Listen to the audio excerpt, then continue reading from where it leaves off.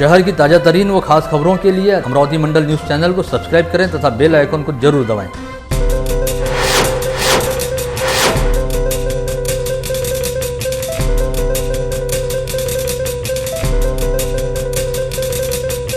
नमस्कार, दैनिक अमरावती मंडल के मंडल news bulletin में आप सभी का स्वागत है।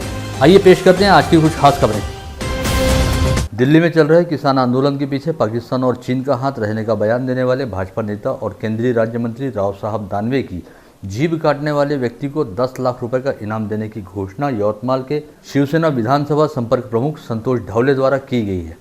यवतमाल में पेट्रोलियम पदार्थों की दर वृद्धि व दानवे के वक्तव्य का निषेध करने हेतु शनिवार को दत्त चौक में शिव सैनिकों द्वारा आंदोलन किया गया, जिसमें ढवले ने कहा कि जो भी व्यक्ति राव साहब दानवे की जीभ काटेगा वे उसे तुरंत अपने 12 लाख रुपए मूल्य के वाहन सहित 10 लाख रुपए नकद भी देंगे। साथ ही उन्होंने यह भी कहा कि वे इस काम के लिए केवल घोषणा करके ही नहीं रुकने वाले हैं, बल्कि योग्य अवसर की प्रतीक्षा करेंगे और मौका मिलने पर खुद ही यह काम करना चाहेंगे।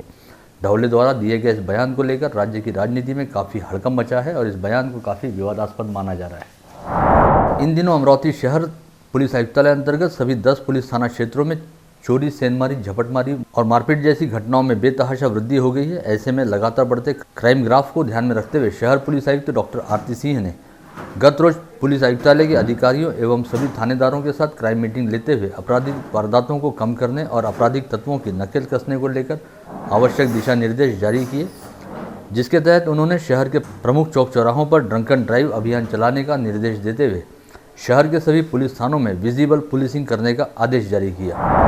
वहीं दूसरी ओर शुक्रवार को क्राइम मीटिंग लेने के बाद शहर पुलिस आयुक्त डॉक्टर आरती सिंह शनिवार को खुद ही ऑन रोड ड्यूटी पर उतरी और उन्होंने शहर के कई प्रमुख चौक चौराहों का मुआयना करने के साथ ही सभी पुलिस थाने के अधिकारियों को निर्देश भी दिया कि रात 9 बजे तक उनके थाना क्षेत्रों में सभी दुकानें बंद हो जानी चाहिए और रात 10 बजे के बाद शहर में कोई भी होटल, बार या रेस्टोरेंट खुला दिखाई नहीं देना चाहिए। इसके अलावा सीपी डॉक्टर आरती सिंह ने सभी 10 पुलिस थाना क्षेत्र में सीआर वैन के साथ साथ पैदल पेट्रोलिंग और दुपहिया वाहनों पर गश्त करने का निर्देश भी दिया। इन दिनों पेट्रोल व डीजल की कीमतों में लगातार हो रही बढ़ोतरी का निषेध करने हेतु शिवसेना की जिला इकाइयों द्वारा शनिवार 12 दिसंबर की सुबह 11 बजे स्थानीय राजकमल चौक पर जबरदस्त निषेध प्रदर्शन किया गया। इस समय दिल्ली में चल रहे किसान आंदोलन का समर्थन करते हुए केंद्र की सत्तारूढ़ भाजपा सरकार की किसान विरोधी नीतियों का भी निषेध किया गया। साथ ही विगत दिनों केंद्रीय राज्य मंत्री राव साहब दानवे द्वारा किसान आंदोलन के संदर्भ में दिए गए वक्तव्य का निषेध करते हुए राव साहब दानवे के फोटो वाले बैनर पर चप्पल जूते बरसाए गए। शिवसेना के जिला प्रमुख सुनील खराटे के नेतृत्व में किए गए इस आंदोलन में पूर्व शिक्षक विधायक प्राध्यापक श्रीकांत देशपांडे सहित शिवसेना के अनेकों महिला व पुरुष पदाधिकारी उपस्थित थे। पेट्रोल आणि डिझेलचे भाव बॅरलनी कमी झाले तरी भारतात ते कमी होत नाही। याचा अर्थ भाजप हे सगळं मुद्दामून करत आहे। हा केंद्राचा विषय आहे, राज्याचा नाही। केंद्राचा विषय असल्यामुळे आज शिवसेनेने या ठिकाणी आंदोलन केलं आहे। याचा परिणाम भाजपवर होईल नाही होईल माहीत नाही, पण भाजपच्या या अन्यायाला जनता भविष्यात निश्चित उत्तर देईल याचा विश्वास आहे। अमरावती मनपा स्तर पर कोविड वैक्सीन टीकाकरण हेतु जिला टास्क फोर्स के अंतर्गत निगमायुक्त प्रशांत रोड़े की अध्यक्षता में कोविड टीकाकरण समिति का गठन किया गया, जिसकी पहली सभा शुक्रवार 11 दिसंबर को अपराह्न 4 बजे संपन्न हुई। इस बैठक में बताया गया कि अमरावती मनपा अंतर्गत सबसे पहले स्वास्थ्य सेवाएं देने वाले कर्मचारियों को कोविड वैक्सीन उपलब्ध कराई जाएगी, जिसके बाद अगले चरणों में फ्रंटलाइन वर्कर्स, गंभीर बीमारियों से पीड़ित मरीज और अंत में आम नागरिकों को इस वैक्सीन का टीकाकरण किया जाएगा। इस हेतु सभी नागरिकों का पंजीकरण किया जाएगा और उन्हें टोकन क्रमांक देते हुए वैक्सीन लगाई जाएगी। इस बैठक में निगमायुक्त प्रशांत रोड़े सहित सभी संबंधित अधिकारी उपस्थित थे। वर्ष 2022 तक सभी के लिए घर इस संकल्पना के आधार पर केंद्र सरकार द्वारा देश के शहरी क्षेत्रों में प्रधानमंत्री आवास योजना शुरू की गई है, जिस पर अमरावती मनपा क्षेत्र में भी प्रभावी तौर पर अमल किया जा रहा है और अमरावती शहर के अलग अलग इलाकों में 1 BHK वाले 860 फ्लैट बनाए जा रहे हैं, जिसमें से मसला व निम्भोरा परिसर में बनाए जाने वाले 148 फ्लैट के आवंटन हेतु शनिवार 12 दिसंबर को प्रातः 11 बजे ऑनलाइन पद्धति से ड्रॉ निकाला गया। महापौर चेतन गावंडी की अध्यक्षता में आयोजित इस ऑनलाइन ड्रॉ में जिला पालक मंत्री यशोमती ठाकुर के हाथों घरकुलों के वितरण का ड्रॉ निकाला गया। इस समय राज्य के जल संपदा व शालेय शिक्षा मंत्री बच्चू कडू, जिले के सांसद नवनीत राणा, विधायक सुलभा खोड़के व रवि राणा तथा विधान परिषद सदस्य प्रवीण पोटे पाटिल, डॉक्टर रंजीत पाटिल व किरण सरनाइक विशेष तौर पर ऑनलाइन तरीके से इस ड्रॉ में उपस्थित हुए थे। इस ड्रॉ का सीधा प्रसारण सभी संबंधित लाभार्थियों ने अपने मोबाइल के जरिए घर पर बैठकर देखा और यह पूरी प्रक्रिया बड़े पारदर्शक ढंग से संपन्न हुई।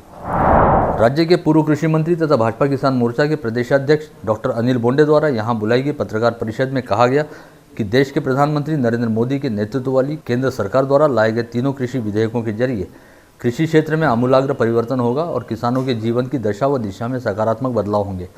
इसके लिए देश के सभी किसानों ने पीएम नरेंद्र मोदी व कृषि मंत्री नरेंद्र सिंह तोमर के प्रति आभारी होना चाहिए, क्योंकि इन तीनों विधेयकों के कानून में रूपांतरित होने के बाद किसानों के जीवन में आर्थिक आज़ादी की एक नई सुबह होने जा रही है। ऐसे में इन नए कानूनों को लेकर विपक्षी दलों द्वारा फैलाई जा रही गलतफहमियों से बचने की जरूरत है।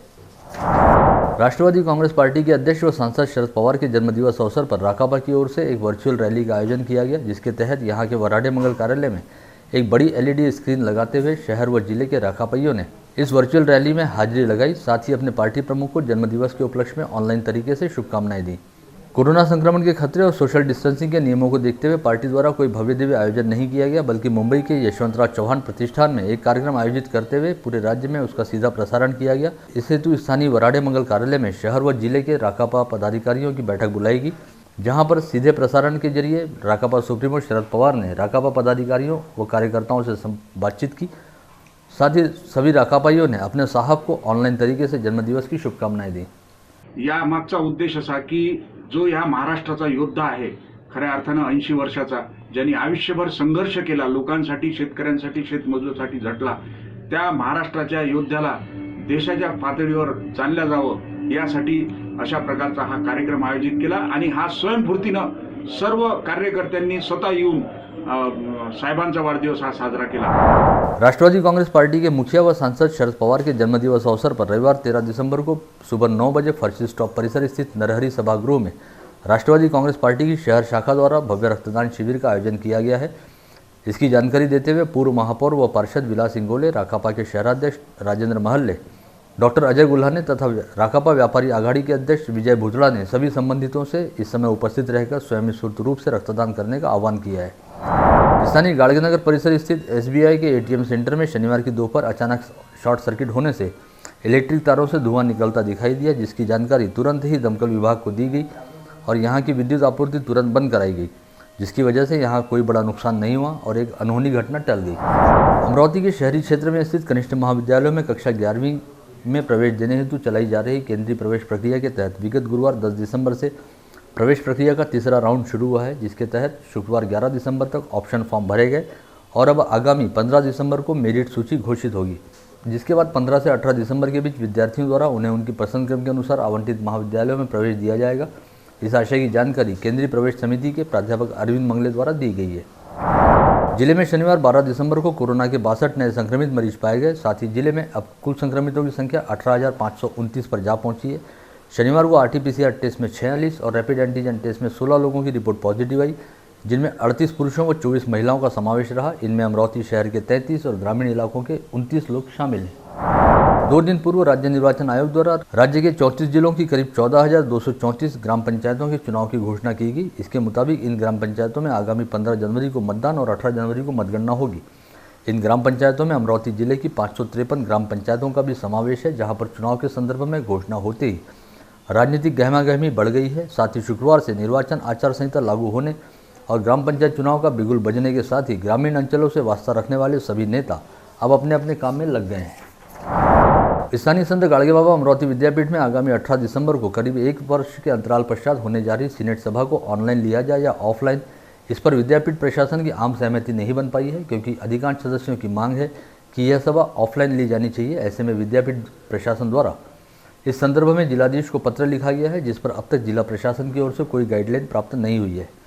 ज्ञात रहे कि विगत मार्च माह से कोरोना संक्रमण के चलते विद्यापीठ का कामकाज पूरी तरह से ठप है। ऐसे में विगत जनवरी माह में हुई सीनेट सभा का कार्यवृत्तांत आगे नहीं बढ़ा और अब भी कई मामलों की जांच अधूरी है। इसके अलावा कई मामलों की रिपोर्ट सीनेट सदस्यों तक पहुंची नहीं है। पिछली सभा में हुए निर्णयों की जानकारी मिलने और प्रशासन से जवाब पूछने हेतु आगामी 28 दिसंबर की सभा ऑफलाइन तरीके से लेने की मांग नोटा द्वारा की गई है। वहीं विद्यापीठ प्रशासन का कहना है कि चूंकि इस समय जिले में आपत्ति व्यवस्थापन अधिनियम लागू है, अतः इस सभा को ऑनलाइन ही आयोजित करना पड़ेगा। साथ ही विद्यापीठ प्रशासन ने इस संदर्भ में गाइडलाइन के लिए जिला प्रशासन को पत्र लिखा है। फर्जी दस्तावेज तैयार कर इसके जरिए पूर्णकालिक शिक्षक के रूप में नौकरी हासिल करने वाले व्यक्ति सहित उसे इस काम में सहयोग करने वाले लोगों के खिलाफ अचलपुर पुलिस ने जालसाजी व धोखाधड़ी का अपराध दर्ज किया है। जिला व्यवसाय शिक्षा व प्रशिक्षण अधिकारी कमलाकर विसाले के आदेश पर सहायक लेखाधिकारी नितिन दांडगे ने विगत 10 दिसंबर को अचलपुर पुलिस थाने में इस मामले को लेकर अपनी शिकायत दर्ज कराई थी, जिसके आधार पर the public welfare society Achalpur के सचिव अनिल चौधरी, राष्ट्रीय विद्यालय तथा कनिष्ठ विज्ञान व व्यावसायिक महाविद्यालय के प्राचार्य एवं संस्था के सहसचिव प्रमोद सुखदेव राव नाखले और शिक्षक शिवाजी संतोष गोहत्रे सहित संस्था के अन्य पदाधिकारियों के खिलाफ सरकार के साथ धोखाधड़ी व जालसाजी करने के मामले में अपराध दर्ज किया गया था। फ्रेजरपुरा थाना पुलिस ने हाथ में तलवार लेकर लोगों के बीच दहशत फैलाने वाले 2 लोगों को हिरासत में लिया है। यह कार्रवाई पुलिस ने शुक्रवार की रात 10 बजे के दौरान की। पहली कार्रवाई में वेंकैयापुरा क्षेत्र में शिरीष उर्फ शंकर मडावी को पुलिस द्वारा हिरासत में लिया गया और तलवार जब्त की गई। वहीं दूसरी ओर माल्टेगढ़ी परिसर के आदिवासी कॉलोनी में रोहित नाइकवाड़े नामक युवक को हाथ में तलवार लेकर घूमते हुए हिरासत में लिया गया। ये दोनों लोग संबंधित परिसरों में तलवार हाथ में लेकर दहशत फैलाने का काम कर रहे थे। विगत कई दिनों से अमरावती पुलिस आयुक्तालय क्षेत्र अंतर्गत आने वाले पुलिस थाना परिसरों में बंद घरों को अज्ञात चोरों ने निशाना बनाना शुरू कर दिया है। इस समय यद्यपि पुलिस प्रशासन की ओर से चोरी और सेंधमारी की घटनाओं पर रोक लगाने के लिए गश्त बढ़ा दी गई है, लेकिन फिर भी अज्ञात चोर पुलिस पर भारी पड़ते नजर आ रहे हैं। शनिवार को अज्ञात चोरों ने गाड़गेनगर थाना क्षेत्र में 2 और नागपुरी गेट थाना क्षेत्र में 2 बंद घरों को निशाना बनाते हुए करीब 4 लाख रुपए के माल पर हाथ साफ कर दिया। शहर सहित जिले के ग्रामीण इलाकों में इन दिनों रेत तस्करों ने जबरदस्त आतंक मचाकर रखा है। बेखौफ होकर रेत से भरे ट्रक और ट्रैक्टर दौड़ते नजर आ रहे हैं। रेत तस्करों ने पूरी तरह से नदियों को खोखला बनाने का काम भी शुरू किया है। इन रेत तस्करों के खिलाफ पुलिस ने कार्रवाई करनी शुरू की है। पुलिस आयुक्तालय क्षेत्र में आने वाले खोलापुरी गेट व ग्रामीण पुलिस अधीक्षक कार्यालय के वरुड़ व कुर्रा तहसील में कार्रवाई करते हुए पुलिस ने 9,66,720 रुपयों का माल बरामद किया है। चांदुरी अकोली गांव के पास फंसे ट्रक से अवैध रूप से बगैर रॉयल्टी की रेती पकड़ी गई। वहीं ट्रक चालक व मालिक पर 3,16,720 रुपये का दंड लगाया गया। इसके अलावा ग्रामीण पुलिस अधीक्षक कार्यालय क्षेत्र अंतर्गत आने वाले वरुड़ में पुलिस ने रेत तस्कर पर कार्रवाई करते हुए ट्रैक्टर ट्रॉली सहित 2,79,000 रुपये का माल जब्त किया। साथ ही कुर्रा पुलिस थाना क्षेत्र अंतर्गत पुलिस ने एक ट्रक से अवैध तरीके से रेती की तस्करी करने वाले मारडा निवासी मुरलीधर उके को पकड़ा। पुलिस ने ट्रक एवं 3 ब्रास रेती मिलाकर 3,71,000 रुपये का माल बरामद किया है। शहर के वेंकटेश कॉलोनी परिसर में रहने वाली महिला को एक अनजान मोबाइल नंबर धारक ने एक व्हाट्सएप ग्रुप में जोड़ लिया। इस व्हाट्सएप ग्रुप में आने वाली तमाम सामग्री काफ़ी अश्लील थी, जिससे इस महिला को काफ़ी परेशानी हुई। जिसके बाद इस महिला ने इस मामले की शिकायत साइबर पुलिस थाने में दर्ज कराई और साइबर पुलिस ने 2 मोबाइल नंबर धारकों के खिलाफ विभिन्न धाराओं के तहत अपराध दर्ज किया है। फ्रेजरपुरा पुलिस थाना क्षेत्र में आने वाले मुदलियार नगर हनुमान मंदिर के पास गायगोले के घर में किराए से रहने वाली एक युवती ने शुक्रवार की दोपहर फांसी लगाकर आत्महत्या कर ली। जानकारी के मुताबिक प्रेमजीत पाठक नामक व्यक्ति अपनी पत्नी, बहन और बहनोई के साथ गायगोले नामक व्यक्ति के घर में किराए से रहता था। वो अपनी पत्नी और बेटी को लेकर अस्पताल गया था। इस समय उसकी बहन और एक महिला घर पर ही रुके थे। इसी समय घर मालिक की बेटी मोना ने प्रेमजीत को फोन पर बताया कि एक महिला ने घर का दरवाजा बंद कर लिया है और दरवाजा नहीं खोल रही। पश्चात प्रेमजीत तुरंत अस्पताल से वापस लौटा और अपने बहनोई रूपेश रानोटकर के साथ पड़ोस के घर से घर के पिछले हिस्से के भीतर पहुंचा। यहाँ पर घर के भीतर उसे एक युवती फांसी लगी अवस्था में दिखाई दी। इस युवती द्वारा आत्महत्या किए जाने का कारण पता नहीं चल पाया है।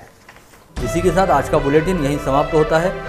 कल दोबारा आप सभी से मुलाकात होगी ऐसे ही कुछ खास खबरों को लेकर। तब तक के लिए नमस्कार।